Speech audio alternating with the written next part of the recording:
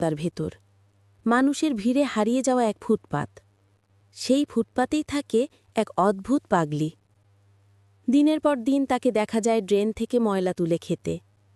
হাজার মানুষ যায় আসে, কেউ একবার তাকিয়েও দেখে না, কেউ প্রশ্নও করে না। কিন্তু সেদিন পাশ দিয়ে যাচ্ছিল এক গরিব দয়ালু কাঠুরিয়া, নাম তার আলাউদ্দিন। মহিলাটিকে সেই অবস্থায় দেখে সে থেমে গেল। নরম কণ্ঠে বলল, মা, আপনি কেন এই ময়লা খাচ্ছেন? পাগলি হেসে বলল, বাবা, তুইও খাবি নে, খা। আলাউদ্দিন মাথা নিচু করে বলল, মা, আমার কাছে মাত্র 10 টাকা আছে, বাড়িতে বউ বাচ্চাও না খেয়ে আছে, তবুও তোমাকে এভাবে ময়লা খেতে দেখে খুব কষ্ট লাগছে। এই 10 টাকাটা নাও, কিছু খাবার কিনে খাও। আমারও তো মা ছিল, কিন্তু অনেক বছর আগে মারা গেছে। আজ তোমার জায়গায় যদি আমার মা থাকত, আমি কি তাকে এই ময়লা খেতে দিতাম?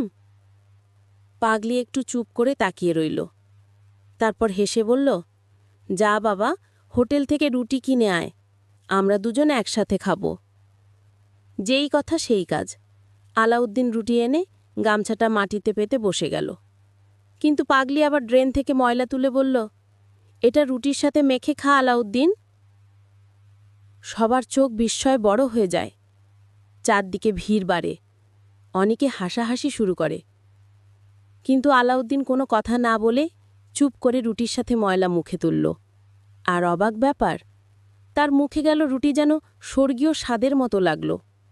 সুগন্ধ ভেসে এলো। কিছুক্ষণের মধ্যেই দুজন মানুষ দরদের সাথে রুটি খেতে লাগল। পাগলি বলল, আলাউদ্দিন, কালকে আমাকে খুঁজে নিস, আমি এই বাজারেই থাকব। আলাউদ্দিন বলল, ঠিক আছে মা, আমি আসব। পরদিন সকালে সে পুরো বাজার ঘুরে বেড়াল, কোথাও পাগলিকে দেখতে পেল না। চিন্তা বাড়তে থাকল। হঠাৎ লোকজন চিৎকার শুরু করল, ওই দেখো, পাগলিনী 33,000 ভোল্টের তারের ওপর বসে আল্লাহ জিকির করছে। সবাই হতবাক। আলাউদ্দিন দৌড়ে গিয়ে চিৎকার করে বলল, মা, নেমে আসেন, বিপদ হবে।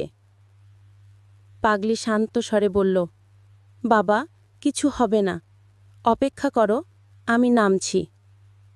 কিছুক্ষণ পর হাজার মানুষের চোখের সামনে পাগলি নিচে নেমে এলো। তারপর বলল, আমি দুনিয়ার জন্য পাগল না বাবা, আমি পাগল শুধু আল্লাহর জন্য। সে আলাউদ্দিনের হাতে একটা তাবিজ দিল, বলল, এটা মানুষের মাঝে দিয়ে বলবি, যে কোনো রোগের নিয়তে কাছে রাখলে আল্লাহ তাকে রোগ মুক্তি দেবে, আর তুই 10 টাকা করে হাদিয়া নিবি। যেই কথা সেই কাজ। সেই দিন থেকেই আলাউদ্দিন মানুষের মাঝে তাবিজ দিতে লাগল। লোকজন টাকা দিল, দোয়া দিল, ভালোবাসা দিল, আর ধীরে ধীরে সে হয়ে উঠল বড় ধনী। কিন্তু গল্পের শেষ কথা, ধন থাকলেই মানুষ ধনী হয় না, মনের ভিতরে মানবতা থাকলে